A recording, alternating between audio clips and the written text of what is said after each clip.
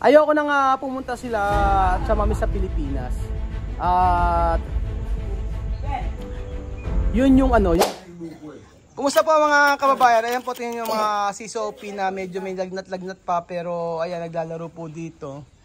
Si Nena, tingnan si Nena. Nona, Nena Ben. Ayun ako. Ayun ako. Ayun ako. Keto kumer. Keto kumer. Ice candy. Umuulan, ice candy ang kinakain. Ayan. Apoyo, buenas tardes. Ay, yo enseñar una foto. Yo enseñar una foto para ti. May kamukha si Apoy, pakikita ko sa kanya mga amigo. Oo. Sophie ha? Quiero ver vete mirar esto ha. Sophie oh. Mira oh. Mira. ¿Quién es esto? Aquí está Apoyo. Aquí está Apoyo. Sabi niya si Apoyo oh. ¿Cómo tú? ¿Cómo tú no? Guapa. Mira. Kamukha niya Apoyo. Kamukha niya tingnan niyo. Di ba? Mira Apoyo. Mira. Di ba? Kamukha ni Apoyo. Maganda din. Pwedeng Miss Universe to si Apoyo. Tingnan mo yan, Aki. Mira. ¿Quién es esto? Apoyo, mira, Apoyo. Mira, Apoyo. ¿Cómo Apoyo, no?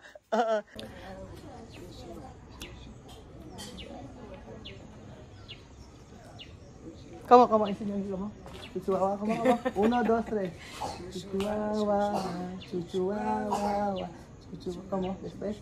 Chuchuawa, después. Después, enséñame. Chuchuawa. Me bago sa Chuchuawa. Enséñame, Chuchuawa. 1, 2. Canción de niño de preescolar. Paano? ¿Cómo? 1, 2, 3. Chuchuawa. Después. Policía. Chuchuawa. Después. La canción de niño de preescolar. Después. Antes esto. ¿Cómo se llama? Esto, policía. Ahora.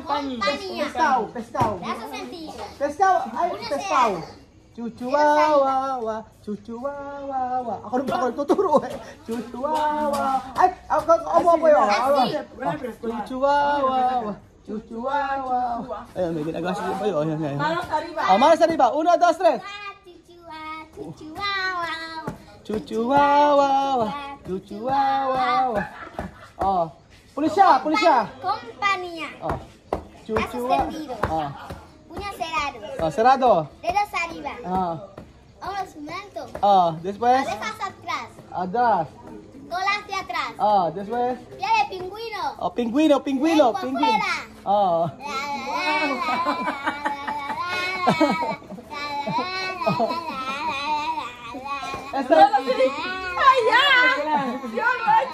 Yan daw ang tinuturo sa eskwelahan mga amigo ng mga bata. Esa isigan sa eskwela? Eskwela. Para saber dedo, mano. Tinuturo daw sa mga preschool para po sa matutunan yung asan yung kamay, asan yung paa. Ganun po mga amigo. So, katatapusan po ng ating feeding program mga kababayan. At nandito pa rin tayo kila TSS at gano'n naman pag ng feeding program, kwento-kwentuhan kami ni TSS kung ano ang pwedeng pagkwentuhan. Pero ngayong araw po ay meron po tayong pag-uusapan. So habang ako po ay nagbabasa ng inyong comment, ayan. Meron po akong nabasang comment at babasahin ko po sa inyo. Basahin, ano niyo po. So sabi po ni Gracia Cruz, sabihin na natin ang kanyang pangalan. Gracia Cruz 8597. Kuya Ruel, huwag kang magagalit ha. Parang ikaw ang ayaw na pumunta si Natia Mame sa Pilipinas. Opinyon ko lang, hane. Last day, tinanong mo na siya ng final. Di pa ba final sa bagay yung sinasabi mo na pupunta dito sa dito? Kaya nga inaayos ang passport, di ba? Ayun. So ang sabi po niya ay ako daw po ang sabi ni Gracia, parang ako daw ang may ayaw na pumunta sa Pilipinas po si Tia Cesa. Yun po ang sabi. And then, may sabi pa siya dito. Ang sabi niya, yun, parang sa akin lang, feel ko na nung makilala ko daw si Mami Cookie ay, tapos bigla daw ako nag-offer ng pera kay Chamame para huwag na raw pumunta ng Pilipinas. So, Kuya Rowel, please balik ka na sa dating Rowel, sabing gano'n. Ano naman ako sa sinabi niya. So, yun po ang opinion ni Gracia, sabi niya sa akin gano'n. So, sabi po ni Gracia ay ayaw ko daw pong pumunta si Tia Cesa sa Pilipinas. Sasabihin ko po yan, ha. Chamame, yo quiero hablar para ti, no? Yan. Ay una gente ha dicho, ganito na lang pala, sabi ko may isang tao na nagsabi. Ganito muna pala sasabihin ko. Sabi no, ¿cuánto veces yo preguntar de pasaporte de los niños? Mucho. Cada día, muchos días. Hasta yo enfadar, ¿no? Hasta enfadar. Enfadar. Yo también, hasta yo no sé a ver qué decir más. Así dicen más. Ayun. Sa tanong kay Chamame, tuwing kailan ko tinatanong yung passport ng mga bata? Sabi niya, araw-araw, lagi-lagi mo tinatanong kung dumating na yung passport. Yun. Sino ay problema? Meron pang kasing pagkain yung pinagpiprepare ni Chamame. So, araw-araw ay tinatanong ko si Tia Cesa about sa passport ng mga bata kung kailang lalabas. Araw-araw po ay kinukulit ko si Tia Cesa na i-follow up po yung passport ng mga bata.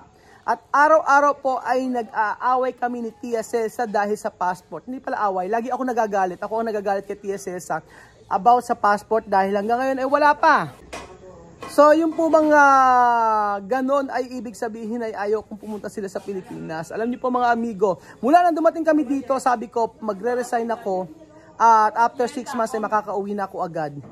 Pero ang problema po ay wala po kasing passport. Wala ang passport at hindi pa lumalabas. So saksi po kayong lahat saksi po kayong lahat kung paano dinanas namin yung pagkuha ng passport. O ano yung mga experience namin sa pagkuha ng passport? Ang dami niyan. Update sa passport, update sa passport, update sa passport, update sa passport. Ganun po mga amigo. So si Chamame po ang makakasagot niyan kung ayaw ko po talagang pumunta sila sa Chamame sa Pilipinas. Ayoko nang pumunta sila Chamame sa Pilipinas. At yun yung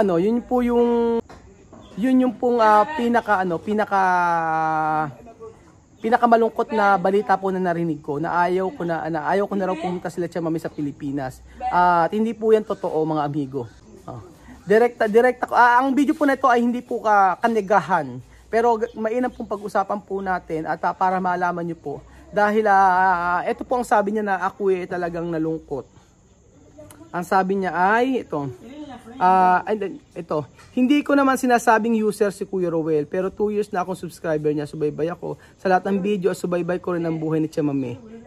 Sabi niya pilang daw niya, ganun.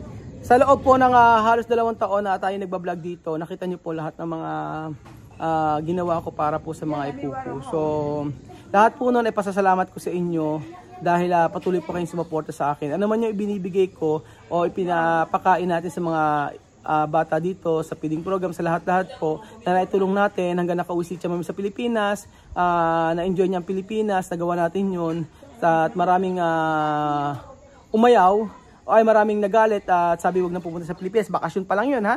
Kaya ay malaking pasasalamat ko po sa inyo mga amigo. Sa totoo lang po ay lahat po ng ito ay dahil po sa inyo. So kung meron po akong utang na loob ay yun po ay sa inyong lahat ng kababayan ko. At minsan nakakalungkot lang din na isipin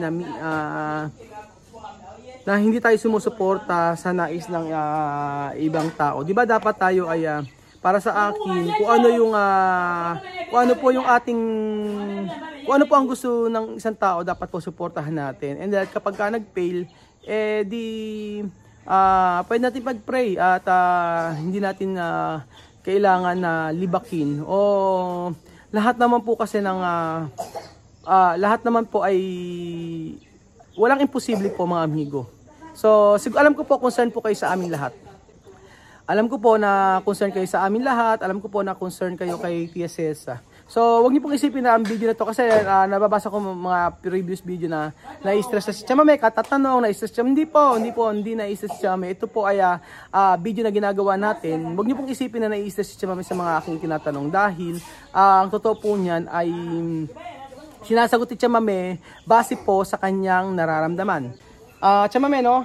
Cada día yo preguntar de pasaporte, ¿no? Hay gente ha dicho, yo no quiero tú ir a mi país. No así. No así, ¿no? No así. Cada día yo enfadar. Sí, cada día tú enfadar. Cada día. El pasaporte llegar, avisar y yo enseñar. Así. Oh, ¿por qué? Pues sí, ha dicho gente, yo no quiero tú ir a mi país. No. Cada día yo enfadar. Chámame, ¿dónde pasaporte? No. Chámame, vamos allí, cuando tú estás allí. Nosotros tiene, ¿cómo se llama? Plano. Planes. Planes, no? Vamos a hacer esto, mi país, Sí. vamos a hacer. Araw-araw po mga amigo, pag umuwi ako, hinatid ako ni Tia Cesa. Ang sabi ni Tia Cesa ay hindi po. Hindi po, hindi totoo yun na ayaw kong pumunta sa Tia Mami sa, hindi totoo na ayaw ko nang pumunta sa Tia Mami sa Pilipinas. Araw-araw po ay pinag-uusapan namin ni Tia Mami yung plano namin na gagawin sa Pilipinas, no? At kami kada dia yo hablar, Tia Mami, cuando tú estás en mi país, vamos a hacer esto. Sí. Vamos a pasear. Vamos a así, hasta estudiar todo. Estudiar. Hasta todos. La escuela no termina con personas. Sabi ko nga yun, araw-araw yun mga amigo, walang mintis. Mula nang umuwi ako, nagpunta ako dito, bumalik ako kasama siya sa pinag-uusapan namin ni Tia Mami. Yung gagawin namin sa Pilipinas. Sabi ko, Tia Mami, pag uwi namin sa Pilipinas, mag-negosyo tayo, magtatayo na tayo ng ganito, magtutulong tayo. Sabi ko, ng bestie mo, sabi ko, magiging masaya ka sa Pilipinas, kasama ng mga bata. Lagi ko sasabi sa kanino. Tapos sabi ko, pero kapag ikaw ay nalulungkot, wag kang mag-atubili na pwede kang tumawag sa pamilya mo, ganun-ganon. And then, may kumakain pa po kasi mga amigo eh. So, hindi po yung totoo mga amigo. Gustong-gusto ko makasama si Tia Cesa dahil dito sa Equatorial Guinea siya yung, alam nyo na talagang naging totoo sa akin. Ulitin ko, mula nga nung ang daming pagsubok na dinanas kasama ko si Tia Mami, pero natili na tapat at mabait si Tia Mami sa akin. Siyempre, ibabalik ko din naman sa kanya yon. Y también, Tia Mami, no, cuando nosotros hacer video, tú no triste, tú no, solo tú explicar todo, sí. Pero no stress, cuando nosotros hacer video, no, sí o no? Yun. Sabi ko kay Tia Mami, kasi sinasabi lagi na na-stress daw si Tia Mami about pag gumagawa kami ng video, tanong ako ng tanong. Hindi po. Pinag-uusapan lang po natin mga amigo kung ano yung mga nangyayari talaga. Ayan po, bago matapos po ang ating video ay tatanungin natin si Tia Cesa. Tanongin naman natin siya. Balik, kung ano lang masasabi ni Tia Cesa. Tia Mami, que tú puedes decir todo Filipinos, nosotros, todo Filipinos ver nosotros video cada día. Que tú puedes decir cuando nosotros en mi país. Oh, Tia Mami. Hi. Yo decir pueblo filipino. Ay, mas mejor mga marites. Sí. Chisme. Tia Mami. Ay, mga marites. Aquí Tia Mami contenta saludando a todo el pueblo filipino. Solo yo pido que por favor soportar. Falta poquito. Oh, tío. Cuando Tia Mami llegara ese día, ¡fiesta! Todo el día el pueblo filipino ver yo YouTube. Sí, verme cada día.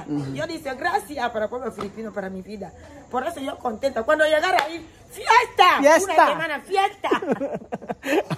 Ayan mo mga amigos, sabi ni Tia Cesa, kapag supportahan niyo daw po kami sa aming YouTube, sa Facebook natin, sabi ni Tia Cesa. At pagka umuwi po sa Pilipinas, malapit na po, isang linggo daw, piyestahan ang magaganap mga amigo. So sa lahat ng sumusuporta sa amin at sa hindi man sumusuporta sa amin sa pag-uwi ni Tia Cesa, hindi po mababago ang desisyon ni Tia Cesa at tayo ay magkapatuloy na gumawa ng video kasama pamilya ni Tia Cesa na may good vibes, minsan drama, minsan ay may mga eksena, pero at least totoo po tayo sa ating ginagawa. Salamat po mga amigo at God bless po. Adios, hasta mañana. Bye! Ciao!